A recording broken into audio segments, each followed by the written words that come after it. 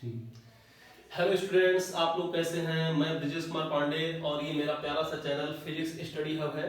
इस चैनल पर बेसिकली मैं 9, 10th, 11, 12th के सीबीएसई के फिजिक्स से रिलेटेड जितने भी टॉपिक हैं, जितने भी डेरिवेशन हैं, उसको मैं डिस्कस करता हूं। और मैं इस चैनल पर 9, 10th, 11, 12th के एनसीईआरटी के क्वेश्चन भी सारे डिस्कस करूंगा और जितने भी डेरिवेशन हैं और 10th और 12th के प्रीवियस ईयर के जितने भी 10 ईयर के क्वेश्चन आए हुए हैं उसको भी मैं यहाँ पे सॉल्व कराऊंगा। तो सिंपल इस चैनल पे अभी जो टॉपिक मैं डिस्कस करने जा रहा हूँ, ये सिंपल सा टॉपिक आप लोगों का है क्लास 12 का जो चैप्टर फर्स्ट है इलेक्ट्रिक चार्ज एंड फील्ड। उसमें एक टॉपिक आपका है electric torque by electric dipole in uniform electric field. Okay, इससे पहले इस चैनल पे मैं इलेक्ट्रिक डाइपोल क्या होता है, electric field in axial plane of electric dipole, electric field in equatorial plane of electric dipole, ये सारे डेरिवेशन हमने सॉल्व कर दिया है। आप जाके हमारे चैनल पर देखिए, ठीक है।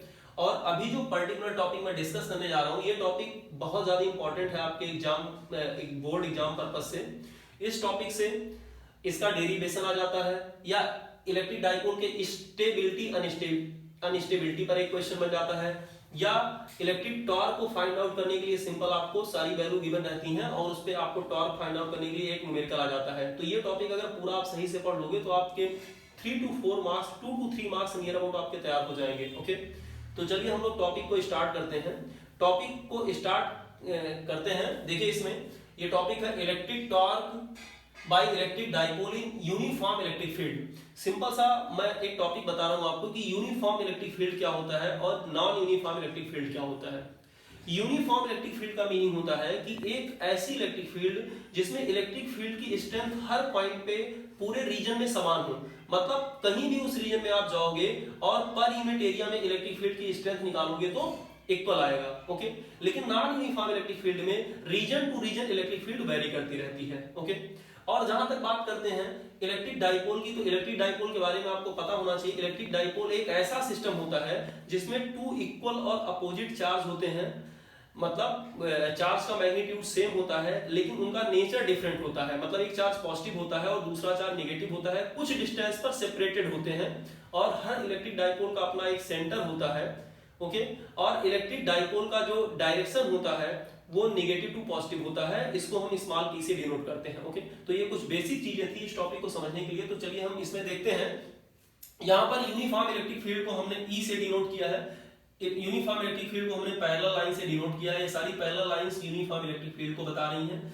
और इस यूनिफॉर्म इलेक्ट्रिक फील्ड में हमने एक जो है सिंपल सा एक जो है इलेक्ट्रिक डाइपोल रखा है। ये इलेक्ट्रिक डाइपोल AB है, आपका इलेक्ट्रिक डाइपोल AB है जो कि इलेक्ट्रिक फील्ड से थीटा एंगल पर रखा गया है।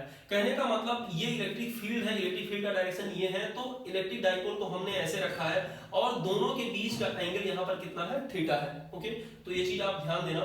और इलेक्ट्रिक डाइपोल का सेंटर यहाँ हमने O माना है और A से O तक की डिस्टेंस A है, स्मॉल a है, और O से B तक की डिस्टेंस स्मॉल a है। मतलब टोटल इलेक्ट्रिक डाइपोल की डिस्टेंस को हमने यहाँ पर 2a माना है। ये सिंपल आपका इलेक्ट्रिक डाइपोल है और ये आपकी क्या है, इलेक्ट्रिक फील्ड्स हैं। ये सारे जितने इलेक्ट्रिक फील्ड्स हैं, तो सिंपल जब इलेक्ट्रिक डाइपोल को इलेक्ट्रिक फील्ड में हम रखेंगे तो हम जानते हैं इलेक्ट्रिक डाइपोल जो है 2 चार्ज से मिलकर बना हुआ है। यहाँ पे आपका एक पॉजिटिव चार्ज है और इस पॉइंट A पर आपका नेगेटिव चार्ज है। तो पॉजिटिव चार्ज पर इलेक्ट्रिक फील्ड की वजह से एक फोर्स आएगा इलेक्ट्रिक फील्ड के डायरेक्शन में, F = Q × E, और नेगेटिव चार्ज पे भी एक फोर्स आएगा F = Q × E, लेकिन ये इलेक्ट्रिक फील्ड के अपोजिट डायरेक्शन में आएगा। एक चीज हम लोगों को ध्यान देना है कि जब कभी पॉजिटिव चार्ज को हम इलेक्ट्रिक फील्ड में रखते हैं तो उस पे फोर्स जो आता है वो इलेक्ट्रिक फील्ड के डायरेक्शन में आता है। सिंपल सा मीनिंग आप ये ध्यान रखिए कि जब कभी हम पॉजिटिव चार्ज को इलेक्ट्रिक फील्ड में रखेंगे तो वो इलेक्ट्रिक फील्ड के डायरेक्शन में मूव करेगा। जैसे प्रोटॉन को आप इलेक्ट्रिक फील्ड में रख दीजिए तो इलेक्ट्रिक फील्ड के डायरेक्शन में मूव करने लगेगा। लेकिन जब कभी नेगेटिव चार्ज को हम इलेक्ट्रिक फील्ड में रखते हैं तो वो इलेक्ट्रिक फील्ड के अपोजिट डायरेक्शन में मूव करता है। जैसे इलेक्ट्रॉन को आप इलेक्ट्रिक फील्ड में ले जाओगे तो उसके अपोजिट मूव करेगा, क्योंकि पॉजिटिव चार्ज में जो फोर्स आता है इलेक्ट्रिक फील्ड में, इलेक्ट्रिक फील्ड के डायरेक्शन में आता है, और नेगेटिव चार्ज में जो फोर्स आता है वो इलेक्ट्रिक फील्ड के अपोजिट डायरेक्शन में आता है। तो ये चीज यहाँ पे समझनी है आपको कि सिंपल जो इलेक्ट्रिक डाइपोल है तो यहाँ पे जो पॉजिटिव है उस पर जो फोर्स आएगा आपका इस डायरेक्शन में आ जाएगा, या सिंपल हमने यहाँ पे दिखा दिया इस डायरेक्शन में फोर्स आ जाएगा F equal to Q into T, और निगेटिव वाले चार्ज में उसके अपोजिट डायरेक्शन में फोर्स आ जाएगा। तो सिंपल आप देख रहे होगे कि जो यहाँ पे इलेक्ट्रिक डाइपोल आपको दिख रहा है, यहाँ पे अगर हम इलेक्ट्रिक डाइपोल की बात करें तो ये सिंपल इलेक्ट्रिक डाइपोल पे दो फोर्स आ जा रहे हैं। ये सिंपल आपका इलेक्ट्रिक डाइपोल है और इस पर दो फोर्स आ रहे हैं, मतलब एक फोर्स इस पर इधर आ रहा है और दूसरा फोर्स इधर आ रहा है, मतलब एक ऑब्जेक्ट है उस पर टू इक्वल और अपोजिट फोर्स काम कर रहे हैं। ओके, तो इस पे जो नेट फोर्स आएगा वो तो जीरो हो जाएगा, क्योंकि QE एक दूसरे को यहाँ हम देख रहे हैं सिंपली। अगर ये इलेक्ट्रिक डाइपोल है तो इस पे QE जो है इधर आएगा पॉजिटिव चार्ज पर, और निगेटिव चार्ज पे जो QE आएगा वो इधर आएगा। तो QE तो एक दूसरे को कैंसिल कर देंगे, मतलब इस पर नेट फोर्स, अगर इस कंडीशन में आप नेट फोर्स की बात करोगे तो इलेक्ट्रिक डाइपोल पे नेट फोर्स जीरो होगा। मतलब इलेक्ट्रिक डाइपोल जो होगा वो बेसिकली नेट फोर्स जीरो होने की वजह से ट्रांसलेशनल इक्विलिब्रियम में होगा, मतलब उसमें ट्रांसलेशन टाइप का इक्विलिब्रियम होगा। ओके, लेकिन हम ये जानते हैं कि अगर किसी बॉडी पे टू इक्वल और अपोजिट फोर्स काम कर रहे हैं, जैसे इस बॉडी को हम एज्यूम कर रहा हूं, इस बॉडी पे मान लीजिए टू इक्वल और अपोजिट फोर्स काम कर रहे हैं, सिंपल सा आपका बॉडी है, इस पे टू इक्वल अपोजिट फोर्स काम कर रहे हैं, और दोनों फोर्स के लाइन ऑफ एक्शन के बीच में कुछ परपेंडिकुलर डिस्टेंस है, तो उसमें एक टॉर्क आ जाएगा। मतलब ये दोनों फोर्स इस बॉडी को रोटेट करने की कोशिश करेंगे, मतलब इसको रोटेट करने की कोशिश करेंगे, इसी की वजह से इसमें एक टॉर्क आ जाता है। ओके, तो सिंपल हम जानते हैं कि इसमें एक टॉर्क आएगा, नेट फोर्स जीरो होगा, कहने का मतलब इसमें ट्रांसलेशनल इक्विलिब्रियम होगा, लेकिन इसमें रोटेशनल इक्विलिब्रियम नहीं होगा, क्योंकि इसमें टॉर्क जीरो नहीं है, इसमें नेट टॉर्क हमको मिलेगा, और जो नेट टॉर्क हम निकालेंगे वो दोनों फोर्स में से किसी एक फोर्स के मैग्नीट्यूड को ले लेंगे और उनके बीच की परपेंडिकुलर डिस्टेंस से हम क्या करेंगे, मल्टीप्लाई कर देंगे। तो सिंपल यहाँ पे जो टॉर्क आएगा tau equal to force into perpendicular distance. तो यहाँ पे हम देखेंगे यहाँ पे दो फोर्स है, ये वाला आपका फोर्स है, इन दोनों फोर्स के बीच में, इस फोर्स के बीच में और इसके बीच की परपेंडिकुलर डिस्टेंस हमको निकालनी है। अगर यहाँ पर हम समझने की कोशिश करें तो जैसे मान लीजिए ये पॉइंट आपका A है और ये पॉइंट आपका B है, ये पॉइंट C है, ये डिस्टेंस आपका कितना है 2A है, तो हमको यहाँ पे BC डिस्टेंस निकालनी है, और ये एंगल आपका थीटा है, तो जो BC डिस्टेंस हो जाएगा वो 2A sin थीटा हो जाएगा। मतलब जो दोनों फोर्स के, जो ये वाला आपका फोर्स है और ये जो दूसरा फोर्स है, इन दोनों के बीच की जो परपेंडिकुलर, दोनों के लाइन ऑफ एक्शन के बीच की जो परपेंडिकुलर डिस्टेंस हो जाएगी ये 2A sin थीटा होगा। सिंपल हम इस ट्रायंगल का यूज करके समझ भी सकते हैं। यहाँ पे आप देखोगे ट्रायंगल ABC में अगर हम sin थीटा निकालें तो परपेंडिकुलर हो जाएगा आपका BC डिवाइड बाय हाइपोटेन्यूस आपका AB हो जाएगा। तो यहाँ पे sin theta equal to BC divide by AB, तो यहाँ से BC निकालेंगे तो आ जाएगा 2A sin थीटा। सिंपल, तो हम सिंपल जब टॉर्क का फार्मूला लिखेंगे तो tau equal to force into perpendicular distance होता है। तो फोर्स की वैल्यू आपकी कितनी है, दोनों में से किसी एक का मैग्नीट्यूड ले लेते हैं, तो QE हो गया इंटू BC, और BC की वैल्यू होती है 2A sin theta, 2A sin theta. तो इसको थोड़ा हम सिंप्लीफाई करेंगे, इसको हम थोड़ा सा सिंप्लीफाई ऐसे कर देंगे, आप देखिए ध्यान से यहाँ पे, इसको सिंप्लीफाई करेंगे E into Q into 2A into sin theta. Actually हम जानते हैं कि जो डाइपोल मोमेंट होता है P equal to Q into 2A होता है, P equal to Q into 2A, तो जहां पे Q इंटू 2A है वहां पे हम P पुट कर देंगे। तो सिंपल जो टॉर्क का आपका फार्मूला बन जाएगा tau equal to EP sin theta या tau equal to P sin theta, basically इसको हम पढ़ते हैं tau equal to P sin theta. और यहाँ पे टॉर्क का जो SI यूनिट होगा न्यूटन मीटर होगा, हम लोग जानते हैं टॉर्क का यूनिट होता है न्यूटन मीटर। सिंपली इस फार्मूले को कभी कभी वेक्टर फॉर्म में लिखने के लिए आ जाता है, तो आप लोग ध्यान रखिएगा कि यहाँ पे जो टॉर्क होगा वो P क्रॉस E होगा। आप लोग जानते हैं क्रॉस प्रोडक्ट में साइन थीटा आता है, जब किसी दो वेक्टर का हम क्रॉस प्रोडक्ट निकालते हैं तो उससे जो नई क्वांटिटी मिलती है वो भी वेक्टर क्वांटिटी मिलती है। तो हम जानते हैं टॉर्क भी वेक्टर है, डाइपोल मोमेंट भी वेक्टर है, और यहाँ पे इलेक्ट्रिक फील्ड भी वेक्टर है।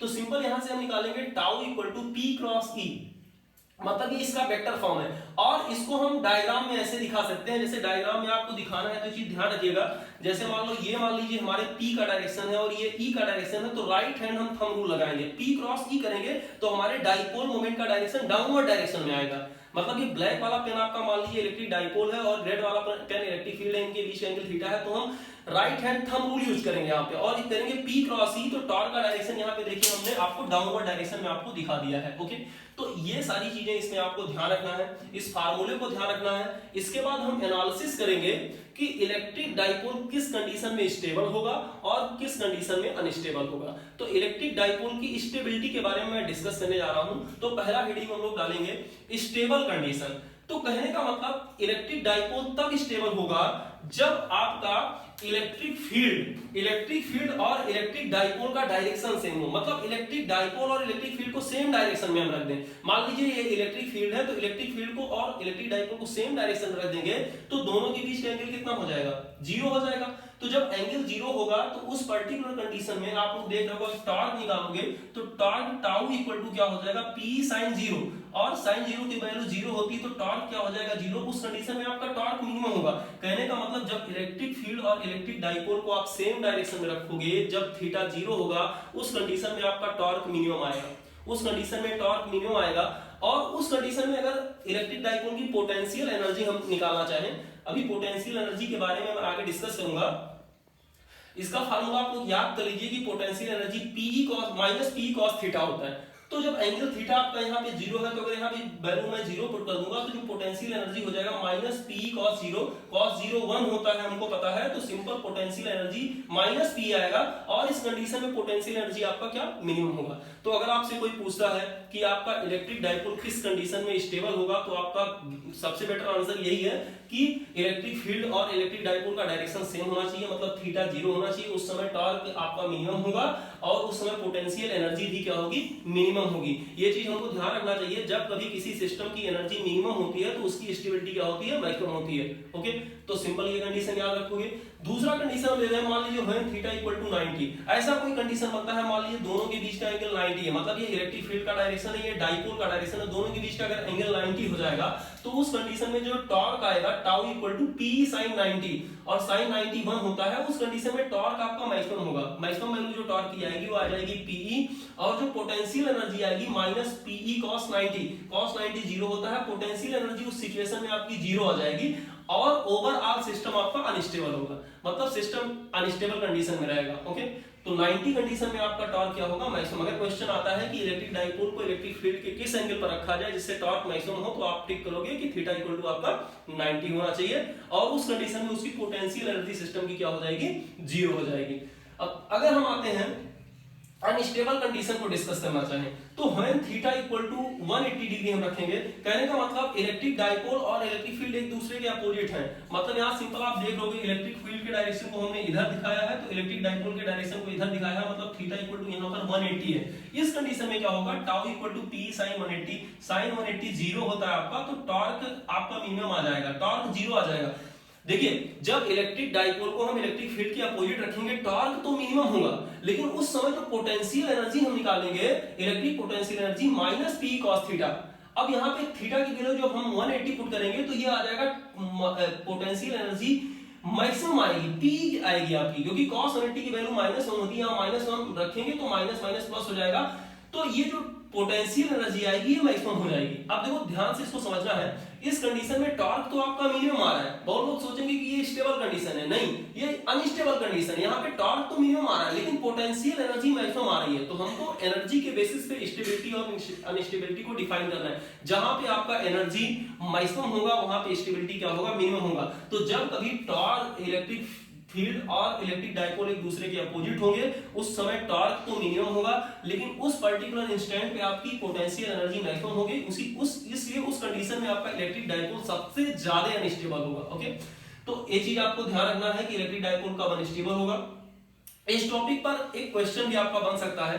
अगर मान लीजिए क्वेश्चन आता है आपका 2 to 3 मार्क्स में अक्सर क्वेश्चन आता है। मान लीजिए एक सिंपल क्वेश्चन दिया हुआ है जिसमें dipole moment P equal to 4 × 10⁻⁹ coulomb metre given है, और इलेक्ट्रिक फील्ड और इलेक्ट्रिक डाइपोल के बीच का एंगल 30 डिग्री दिया हुआ है। इलेक्ट्रिक फील्ड आपका दिया हुआ 5 × 10⁴ न्यूटन पर कूलम। न्यूटन पर कूलम जो है इलेक्ट्रिक फील्ड का यूनिट होता है। ओके, तो torque tau equal to P sine theta हो जाएगा।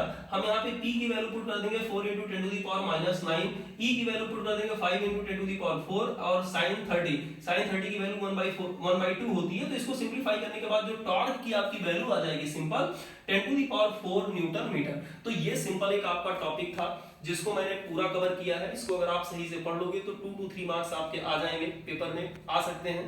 तो इसमें जो मैंने पूरा अभी जो मेरा पूरा टॉपिक था, टॉपिक में जो दिया गया था, फिर से एक बार मैं इसको सिंपलीफाई कर दे रहा हूं। एक सिंपल आपका इलेक्ट्रिक डाइपोल है जिसको हमने यूनिफॉर्म इलेक्ट्रिक फील्ड में रखा है। तो जब इलेक्ट्रिक डाइपोल को यूनिफॉर्म इलेक्ट्रिक फील्ड में हम रखते हैं तो उस पर एक टॉर्क आता है, और टॉर्क का जो बेसिकली फार्मूला होता है tau equal to P sine theta होता है। पी साइन थीटा आएगा, इसमें पी इलेक्ट्रिक डाइपोल है और ई इलेक्ट्रिक फील्ड है, और थीटा जो है इलेक्ट्रिक डाइपोल और इलेक्ट्रिक फील्ड के बीच का क्या है, एंगल है। तो ये ध्यान रखोगे, इसके वेक्टर फॉर्म को ध्यान रखोगे, P क्रॉस E होता है, इसका डायग्राम ये याद रखोगे, इसके स्टेबिलिटी की कंडीशन याद रखोगे। जब थीटा इक्वल टू 0 होगा उस समय टॉर्क मिनिमम होगा, पोटेंशियल एनर्जी मिनिमम होगी, और उस समय हमारा इलेक्ट्रिक डाइपोल क्या होगा, स्टेबल होगा। और थीटा इक्वल टू 90 पे टॉर्क मैक्सिमम होगा, इलेक्ट्रिक पोटेंशियल एनर्जी 0 होगी, लेकिन हमारा सिस्टम अनस्टेबल होगा। लेकिन सबसे ज्यादा जो अनस्टेबल होगा जब थीटा इक्वल टू आपका 180 होगा, उस समय जो टॉर्क आपका आएगा, टॉर्क तो मिनिमम आएगा लेकिन पोटेंशियल एनर्जी मैक्सिमम होगी, इसलिए इस पॉइंट पे आपका जो इलेक्ट्रिक डाइपोल होगा सबसे अनस्टेबल होगा।